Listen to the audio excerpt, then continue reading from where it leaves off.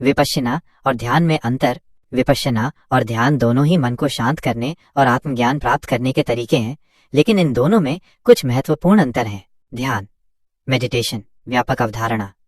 ध्यान एक व्यापक शब्द है जो मन को एकाग्र करने और शांत करने की किसी भी तकनीक को संदर्भित करता है। विभिन्न प्रकार ध्यान के कई प्रकार हैं, जैसे कि ध्यान केंद्रित करना, मंत्र जाप करना और प्रकृति का अवलोकन करना। लक्ष्य, ध्यान का लक्ष्य मन को शांत करना, तनाव कम करना और मानसिक स्पष्टता प्राप्त करना है। विपश्यना विशेष तकनीक। विपश्यना ध्यान की एक विशिष्ट तकनीक है जो प्राचीन भारत में विकसित हुई थी। आत्मनिरीक्षण। विपश्यना में व्यक्ति अपने शरीर और मन के अंदर होने वाली सनसनाहट और परिवर्तनों का अवलोकन करता है। लक्ष्य, विपश्यना का लक्ष्य आत्मज्ञान प्राप्त करना और दुख के मूल कारण को समझना है।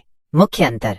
विशेषता, ध्यान, विपश्यना। परिभाषा, मन को शांत करने की कोई भी तकनीक। एक विशिष्ट ध्यान तकनीक। फोकस, एकाग्रता, शांति, आत्मनिरीक्षण, आत्मज्ञान। लक्ष्य, तनाव कम करना, मानसिक स्पष्टता, दुख के मूल कारण को समझना। सारांश, ध्यान एक व्यापक शब्द है जो मन को शांत करने की विभिन्न तकनीकों को संदर्भित करता है। विपश्यना ध्यान की एक विशिष्ट तकनीक है जो आत्मनिरीक्षण और आत्मज्ञान पर केंद्रित है। कौन सा आपके लिए बेहतर है?